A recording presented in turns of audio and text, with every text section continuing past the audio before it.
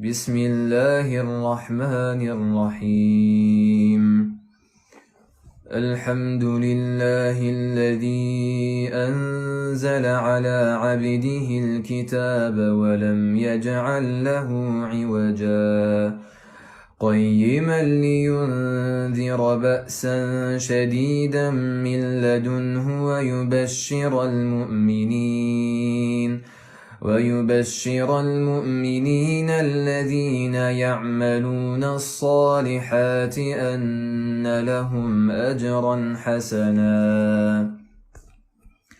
ماكثين فيه أبدا وينذر الذين قالوا اتخذ الله ولدا ما لهم به من علم ولا لآبائهم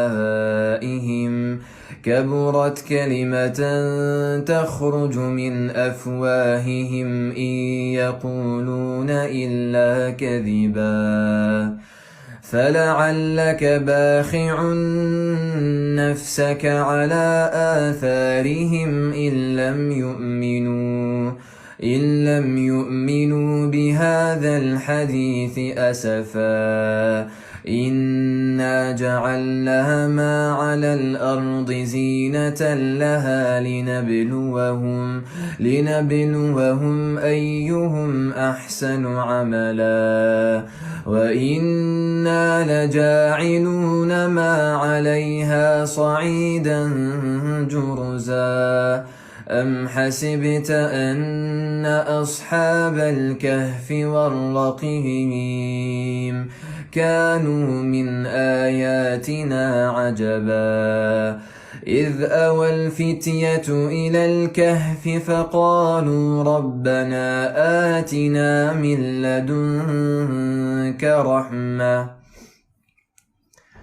فقالوا ربنا آتنا من لدنك رحمة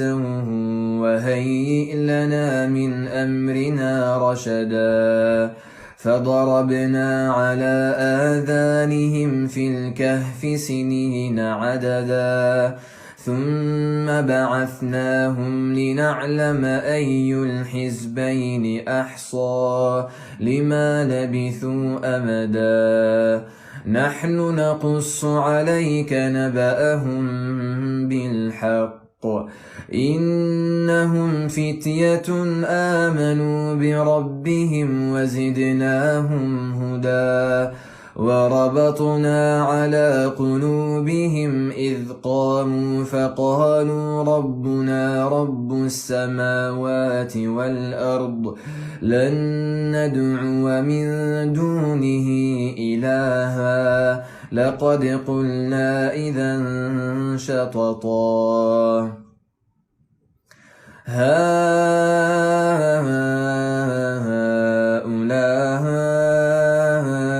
قومنا اتخذوا من دونه آلهة لولا يأتون عليهم بسلطان بين فمن أظلم ممن افترى على الله كذبا وإذ اعتزلتموهم وما يعبدون إلا الله فأووا إلى الكهف ينشر لكم ربكم من رحمته ويهيئ لكم من أمركم مرفقا وترى الشمس إذا طلعت تزاور عن كهفهم ذات اليمين وإذا غربت تقرضهم ذات الشمال وهم في فجوة منه ذلك من آيات الله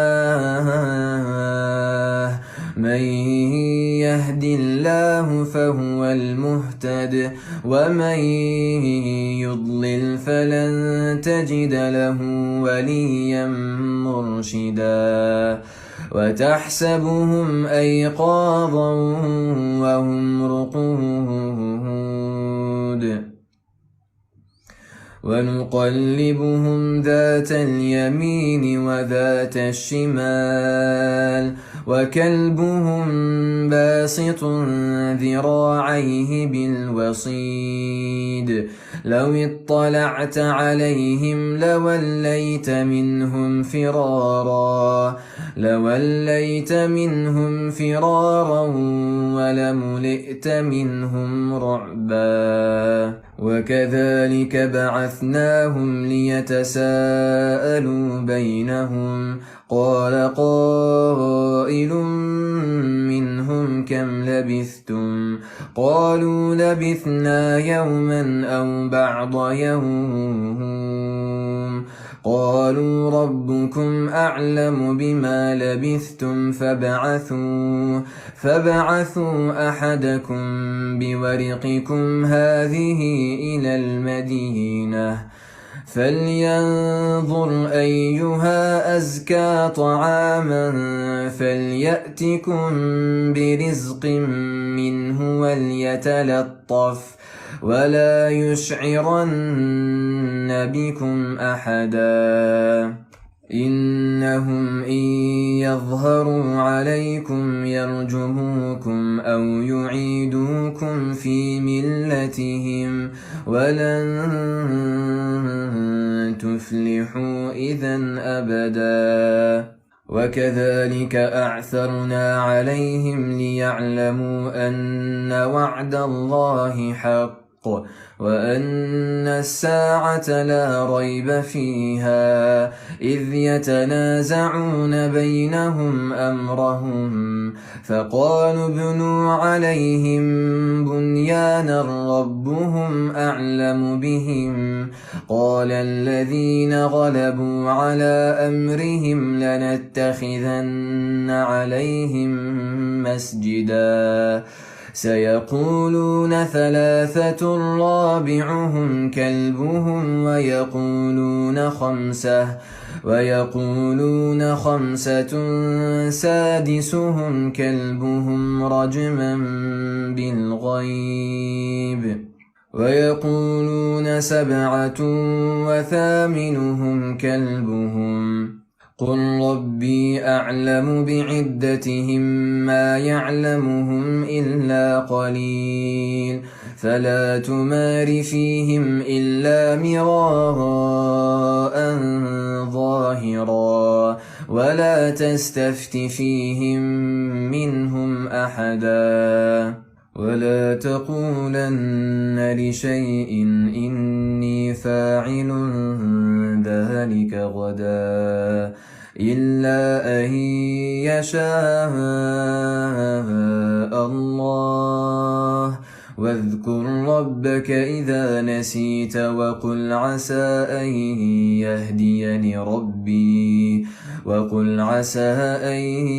يهديني ربي لأقرب من هذا رشدا ولبثوا في كهفهم 300 سنين وازدادوا 9 قل الله أعلم بما لبثوا له غيب السماوات والأرض أبصر به وأسمع ما لهم من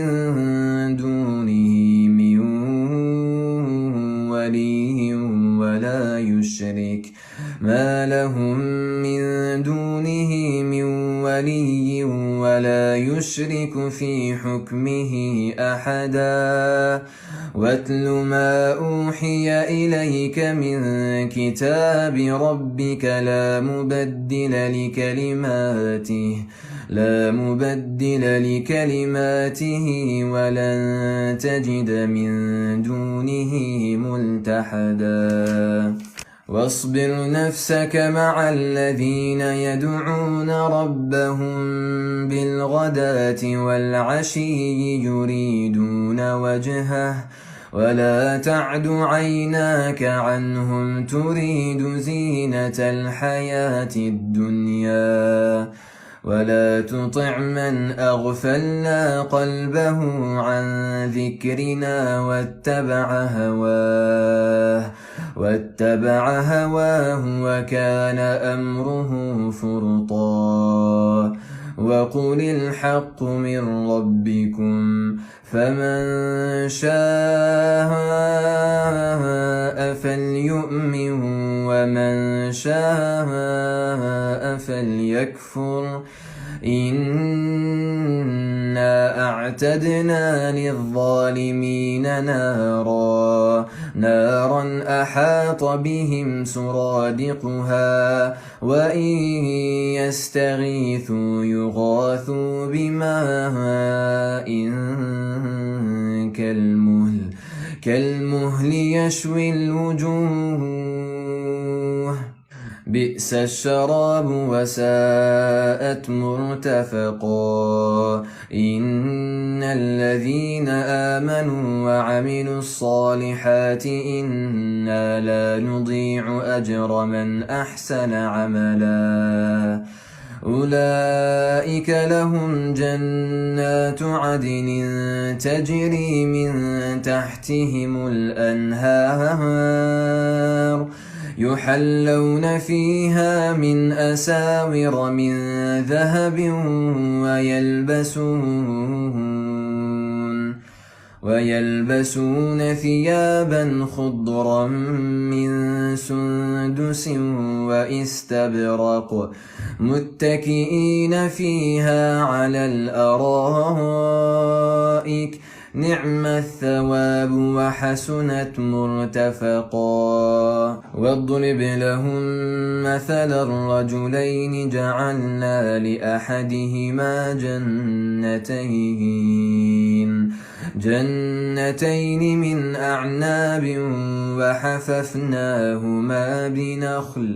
وحففناهما بنخل وجعلنا بينهما زرعا كلتا الجنتين آتت أكلها ولم تظلم منه شيئا وفجرنا خلالهما نهرا وكان له ثمر فقال لصاحبه وهو يحاوره أنا أكثر منك مالا وأعز نفرا ودخل جنته وهو ظالم لنفسه قال ما أظن أن تبيد هذه أبدا وما أظن الساعة قائمة ولئن رددت إلى ربي لأجدن خيرا منها منقلبا قال له صاحبه وهو يحاوره أكفرت بالذي خلقك من تراب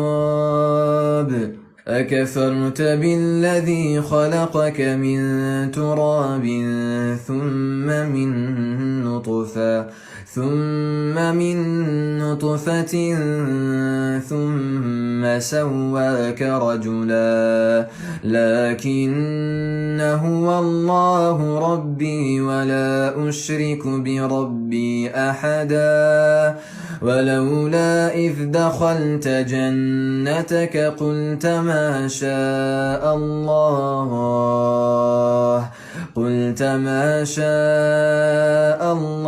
لا قوة إلا بالله إن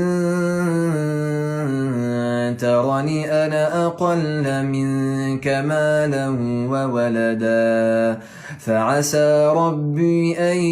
يؤتيني خيرا من جنتك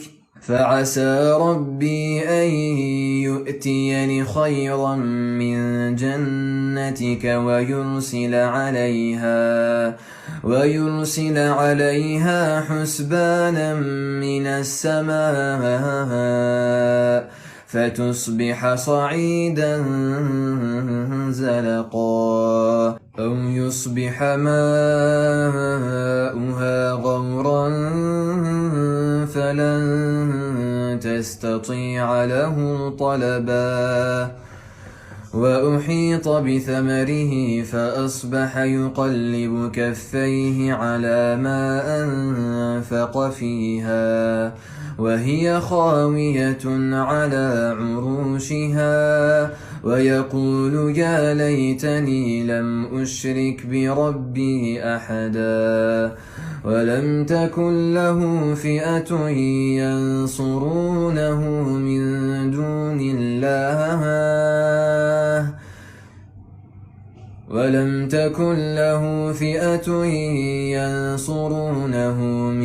دون الله وما كان منتصرا هنالك الولاية لله الحق هو خير ثوابا وخير عقبا واضرب لهم مثل الحياة الدنيا كماء أنزلناه من السماء فاختلط به نبات الأرض فأصبح هشيما تذروه الرياح وكان الله على كل شيء مقتدرا المال والبنون زينة الحياة الدنيا والباقيات الصالحات خير عند ربك ثوابا وخير أملا ويوم نسير الجبال وترى الأرض بارزة وحشرناهم فلم نغادر منهم أحدا وعرضوا على ربك صفا لقد جئتمونا كما خلقناكم أول مرة بل زعمتم أن لن نجعل لكم موعدا ووضع الكتاب فترى المجرمين مشفقين مما فيه ويقولون يا ويلتنا ما لهذا الكتاب لا يغادر صغيرة ولا كبيرة إلا أحصاها ووجدوا ما عملوا حاضرا ولا يظلم ربك أحدا وإذ قلنا للملائكة اسجدوا لآدم فسجدوا إلا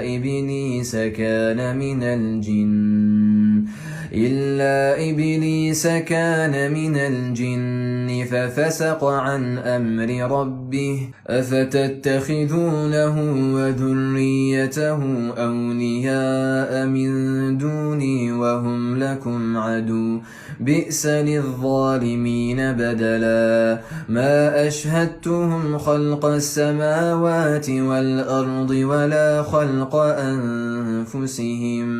وما كنت متخذ المضلين عضدا ويوم يقول نادوا شركائي الذين زعمتم فدعوهم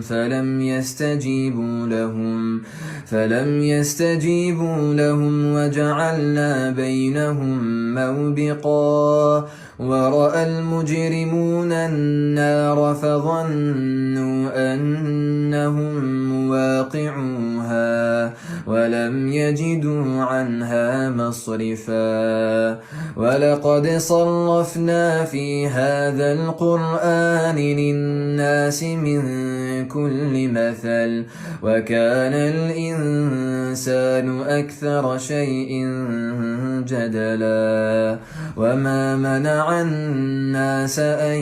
يؤمنوا إذ جاءهم الهدى ويستغفروا ربهم إلا أن تأتيهم سنة الأولين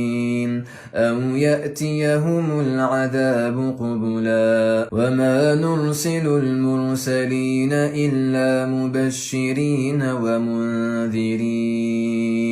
ويجادل الذين كفروا بالباطل ليدحضوا به الحق واتخذوا آياتي وما أنذروا هزوا ومن أظلم ممن ذكر بآيات ربه فأعرض عنها ونسي ما قدمت يداه إنا جعلنا على قلوبهم أكنة أن يفقهوه وفي آذانهم وقرا وإن تدعهم إلى الهدى فلن يهتدوا إذا أبدا وربك الغفور ذو الرحمة لو يؤاخذهم بما كسبوا لعجل لهم العذاب بل لهم موعد لن يجدوا من دونه موئلا وتلك القرى أهلكناهم لما ظلموا وجعلنا لمهلكهم موعدا وإذ قال موسى لفتاه لا أبرح حتى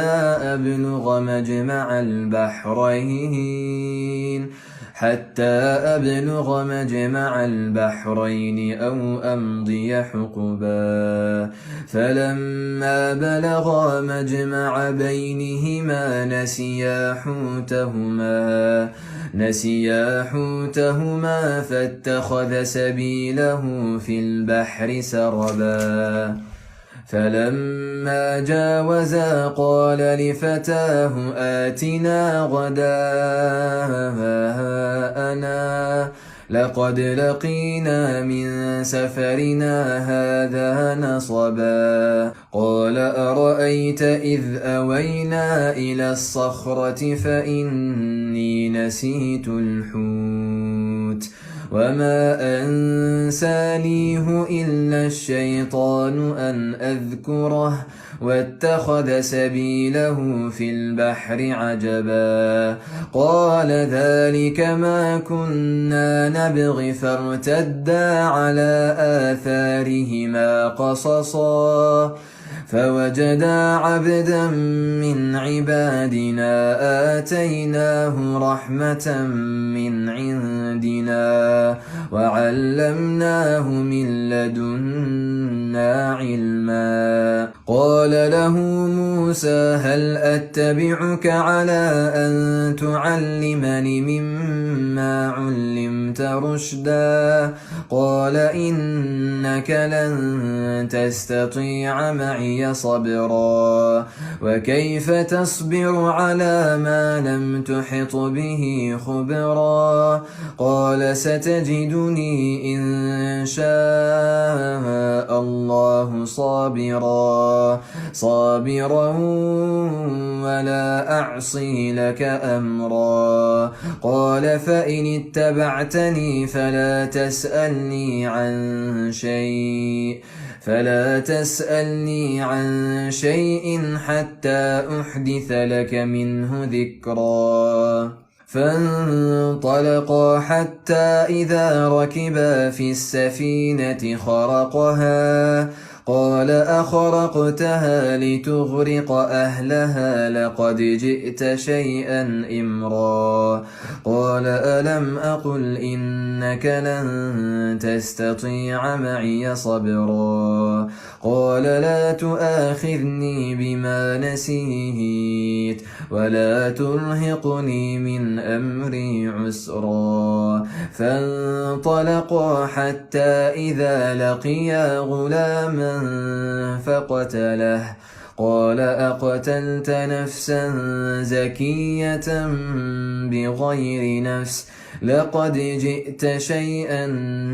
نكرا قال ألم أقل لك إنك لن تستطيع معي صبرا قال إن سألتك عن شيء بعدها فلا تصاحبني قد بلغت من لدني به عذرا فانطلقا حتى إذا أتيا أهل قرية استطعما أهلها فأبوا أن يضيفوهما فوجدا فيها جدارا يريد أن ينقض فأقامه قال لو شئت لاتخذت عليه أجرا قال هذا فراق بيني وبينك سأنبئك بتأويل ما لم تستطع عليه صبرا أما السفينة فكانت لمساكين يعملون في البحر فأردت أن أعيبها وكان وراءهم ملك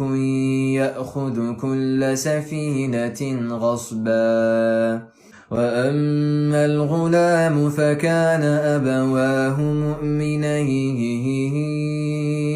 فخشينا أن يرهقهما طغيانا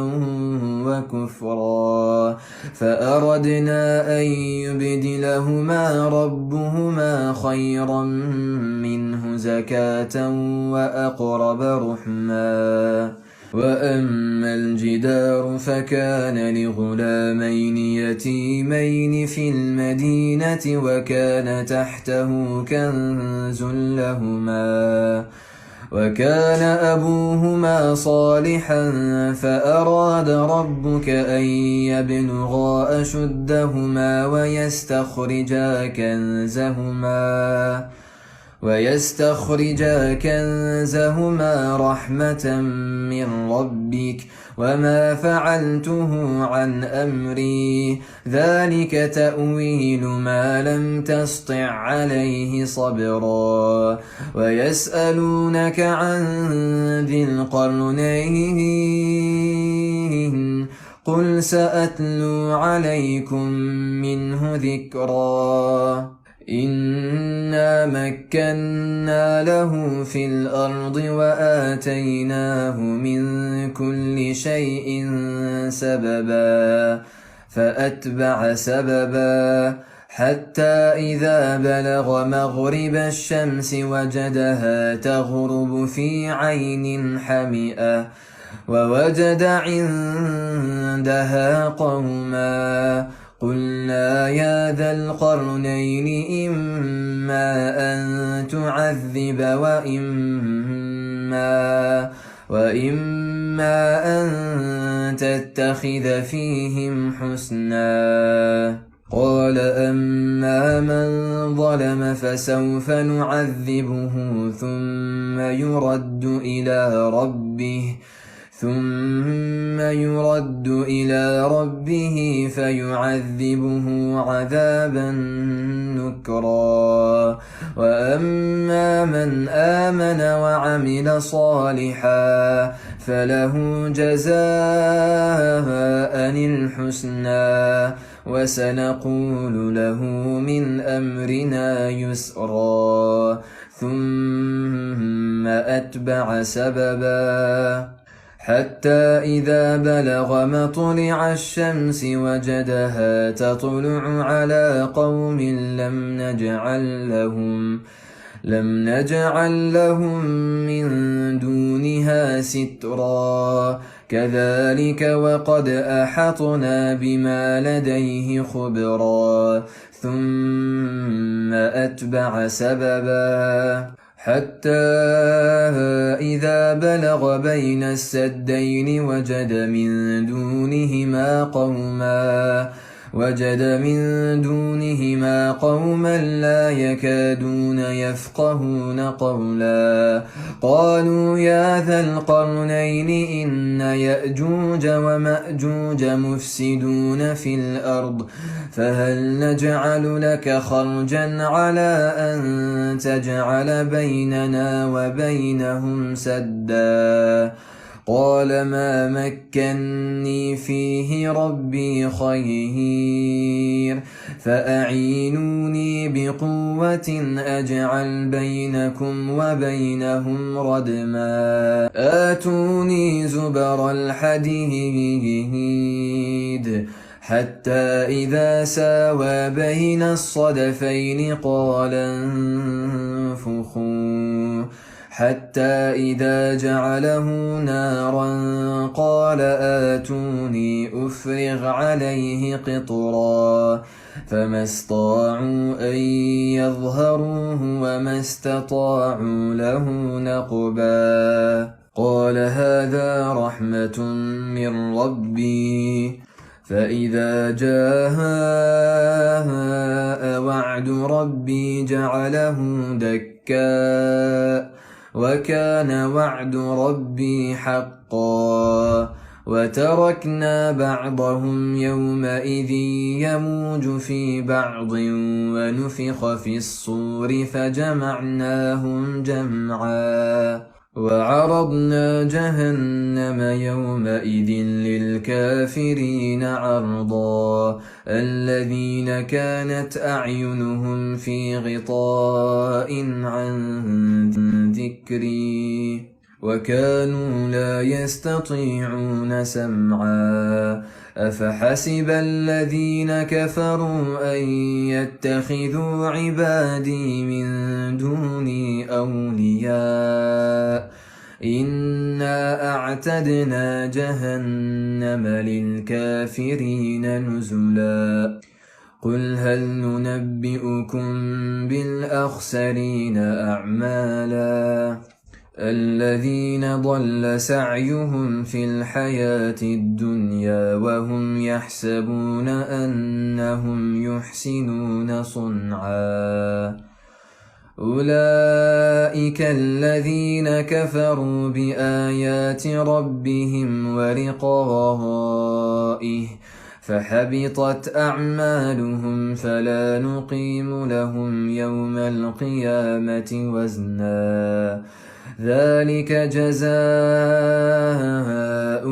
جهنم بما كفروا واتخذوا آياتي ورسلي هزوا إن الذين